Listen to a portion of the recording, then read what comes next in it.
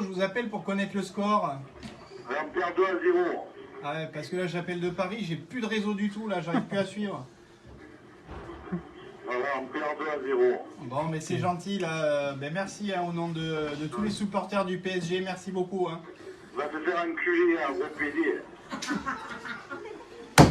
L'équipe, j'espère que vous allez bien. Aujourd'hui, l'heure de la revanche a sonné. Après un classique perdu en Coupe de France, le Paris Saint-Germain s'est vengé contre l'Olympique de Marseille jusqu'à réaliser son meilleur match de la saison depuis la gifle infligée à Lille en août dernier. Au-delà du collectif, l'aura d'un seul homme atteint encore les sommets. Par contre, dans le lot des nombreux points positifs, une mauvaise nouvelle est venue entacher la soirée parce que Kimpembe vient de subir une rupture du tendon d'Achille et sera forfait pour la suite de l'exercice 2022-2023. Bref, les amis, on va revenir en détail sur le choc de la 25e journée, mais juste avant, je vous demande un service. Bombardez la vidéo de j'aime pour le soutien, le référencement et parce que j'en ai besoin sur la chaîne. Merci à tous ceux qui le feront.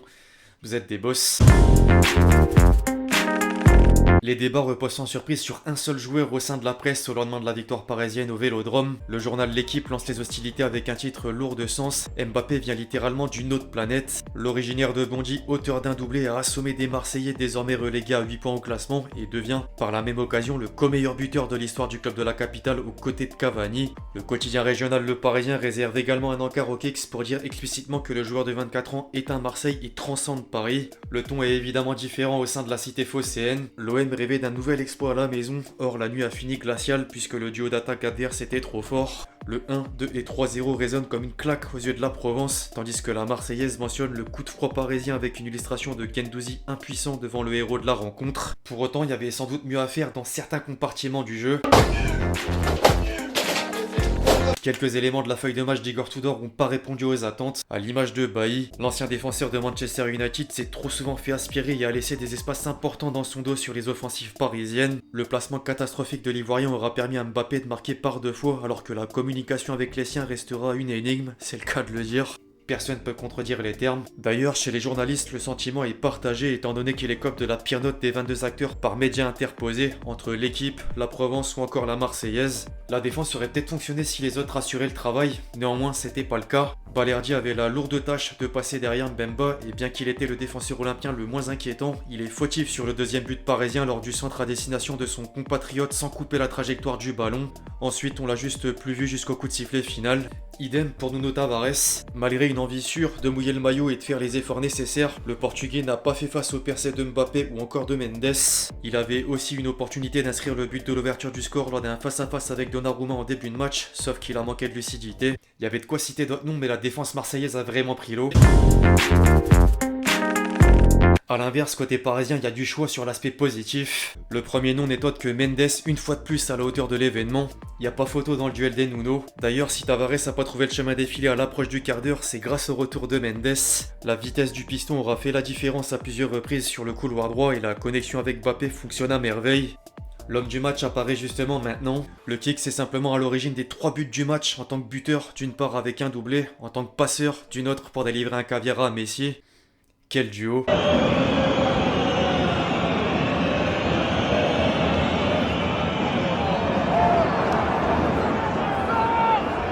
Quel duo et quel but aussi. C'est simple, quand Mbappé marquait, Messi était le passeur et inversement. Les deux sans Neymar se sont bien portés et montrent à quel point c'est possible de poser des problèmes à n'importe quelle défense. Au passage, le Français atteint la barre des 200 buts avec le Paris Saint-Germain. En parallèle, l'Argentin vient de positionner le compteur à 700 buts en club, dont 672 au Barça et 28 sous le maillot parisien. Respect, voilà, simplement respect. Au rayon des réactions et ressentis sur le match, à présent, Marquinhos donnait déjà le degré de motivation du groupe à la mi-temps. Je cite, « On est venu ici pour régler des choses, on voulait changer cette image du dernier match. Ensuite, à 2-0, l'occasion était bonne d'améliorer son image auprès des supporters. Après l'élimination face à l'Olympique de Marseille en Coupe de France, il s'était mal exprimé. Une fois les 90 minutes effectuées, Sergio Ramos pouvait rentrer dans du plus concret. C'était pas facile de venir ici, c'était un match compliqué contre un adversaire qui a mis beaucoup de pression. On est reparti de l'avant, je pense qu'on a fait des différences. On a eu beaucoup de solidité offensive et défensive. On a changé dans l'agressivité, dans les intentions, il y a eu des efforts de fait. C'est vrai que l'envie était peut-être une des causes de la période compliquée au Paris Saint-Germain, même s'il y en a d'autres, comme le système de jeu dont Galtier parlait en conférence de presse justement. On a fait un vrai bon match, j'étais repassé à une organisation sur laquelle on avait bien travaillé les premiers mois et aussi sur l'analyse de la Coupe de France. La présence de Kylian est importante pour la profondeur, comme la présence de mes pistons pour embêter les Marseillais, les milieux ont été bons aussi. Le 5-3-2 a l'air de plutôt bien fonctionner, alors pourquoi pas remettre le couvert face au Bayern? L'absence de Ney nous a fait densifier le milieu. Ce système est intéressant, mais il faut des milieux qui se projettent. Ruiz et Vitinha se sont bien projetés. Quand vous venez de gagner 3-0 à Marseille, c'est difficile de changer après une telle victoire. En parlant du Ney, il est malheureusement blessé mais était bien derrière son écran pour suivre la rencontre avant de rappeler que tout se passe normalement en France. Paris bat Marseille sur Instagram.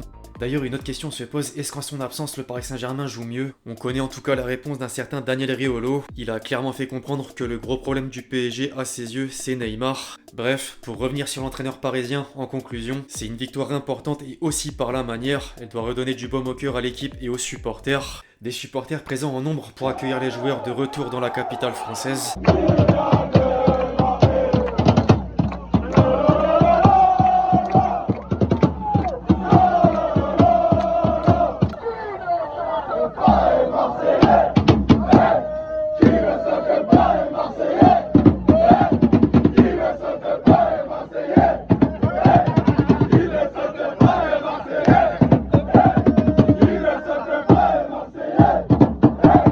Il y a une autre image que les amateurs de foot ont peut-être pas appréciée. En revanche, les pros parisiens, sans doute que oui. Galtier était à 2 doigts de se la donner avec un supporter marseillais. Enfin, on en vient à un homme qui sortait de toutes les bouches. Mbappé a reçu des compliments d'absolument tout le monde après sa performance. L'entraîneur parisien estime qu'il est le meilleur attaquant mondial parce qu'il va vite et il fait tout vite avec de l'intensité. Il sait être présent dans les grands rendez-vous, c'est le signe des grands joueurs. L'entraîneur parisien complimente et se fait complimenter à son tour par le président cette fois. J'ai toujours eu la confiance en mon coach, je sais ce qu'il peut donner, c'était compliqué après la Coupe du Monde pour tout le monde. Confiant pour le match contre le Bayern, toujours, ce match va donner beaucoup de confiance aux joueurs, à tout le monde. Ensuite, Nasser Al-Khelaifi en est logiquement venu au kicks. Kylian, c'est Kylian, il était très proche de battre leur record, je suis sûr qu'il va le battre au prochain match. C'est un grand joueur, je suis fier de lui, on est très fiers qu'il soit au Paris Saint-Germain. Chez les consultants, la déclaration d'un certain Titi Henry valait le détour. Il a la clé de beaucoup de cadenas, il était pas lent en coupe, il n'a pas perdu contre Marseille, donc il avait envie de montrer que le patron c'est toujours lui, et encore une fois, il l'a montré, il fait peur. Même la voix de l'adversaire portée par Igor Tudor fait le constat. Si on compare les deux matchs, la différence c'est eux qui la font, leur façon de jouer, leur numéro 7. Au niveau de la course, on a joué de la même manière. Quand en face on a Verratti, Ruiz, Marquinhos et Messi qui jouent bien, vous avez l'impression qu'on est plus lent, mais on a fait de notre mieux. Il est même pas déçu d'avoir perdu et regrette pas le fait d'avoir gardé son schéma de jeu. L'entraîneur marseillais compte d'ailleurs bien garder sa philosophie jusqu'à l'issue de la saison. Pourquoi changer ce qui marche? C'est ce qui est réussi d'habitude, ça fait partie du cerveau de mes joueurs. Enfin, j'ai bien aimé une phrase subtile lâchée au micro de Prime Video. En jouant toujours comme ça, ils peuvent gagner leur match 5 ou 6-0. Aujourd'hui, ils ont décidé de venir avec cette mentalité, de courir, c'est incroyable. Regardez Verratti, je l'avais pas vu courir depuis longtemps. Une mention spéciale pour la ferveur marseillaise malgré la défaite. À quelques heures du coup d'envoi, à l'entrée des joueurs sur la pelouse avec 2 tifos magnifiques. Et pendant le match, même si le scénario en a fait fuir certains, des images valent mieux que des mots.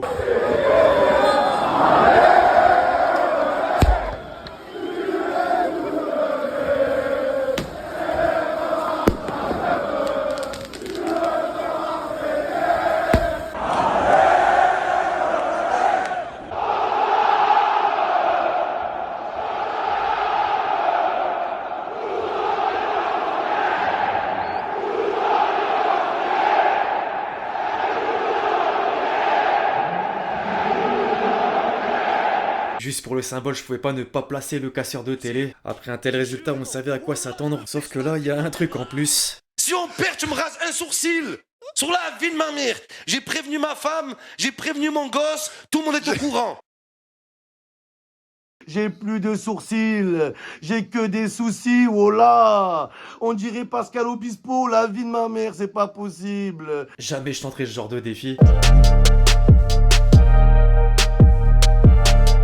Avant de clôturer la vidéo les amis, comme toujours, je manque pas de faire le petit tour sur le réseau à l'oiseau bleu. Le match de Bailly a montré dans toutes les écoles de tourisme. Réel. Retrouver Eric Bailly toute la semaine au salon de l'agriculture, il était tellement dépassé. Les poches de Verratti, portefeuille, clés, Guendouzi, on aurait pu ajouter les cigarettes. Le vélodrome au début du match, le vélodrome actuellement, du volcan à une température glaciale. Encore une fois, le technicien est passé installer la clim au vélodrome. Le meilleur joueur du monde, Mbappé Porsche, il a craqué. Une déclaration de Mbappé selon Kazar, je cite, « Ce trophée de meilleur buteur du club, je vais fièrement l'afficher dans mon salon puisque je l'ai obtenu dans un endroit qui y ressemble. » Une pépite, comme d'habitude, j'ai envie de dire. Devenir le meilleur buteur de l'histoire du Paris Saint-Germain avec un doublé au Vélodrome lors d'un match pour le titre, il les a portés une fois de plus. Mbappé, simple, efficace, le cheat code. Paris sans Mbappé, Paris avec Mbappé. Heisenberg Breaking Bad. Enfin, un dernier pour la route, le Paris Saint-Germain meilleur sans Neymar. L'équipe du soir Uriolo. Bref, l'équipe, c'est tout ce que j'avais à dire sur ce classique, cette fois remporté par le Paris Saint-Germain 3-0. J'espère que la vidéo vous a plu, je compte sur vous si c'est le cas pour bombarder la vidéo de j'aime, comme d'habitude. Dites-moi dans les commentaires ce que vous avez pensé tant de la vidéo que du match justement, puis d'ici là, on se retrouve très vite sur la chaîne pour de nouvelles vidéos. C'était Lexty. Ciao.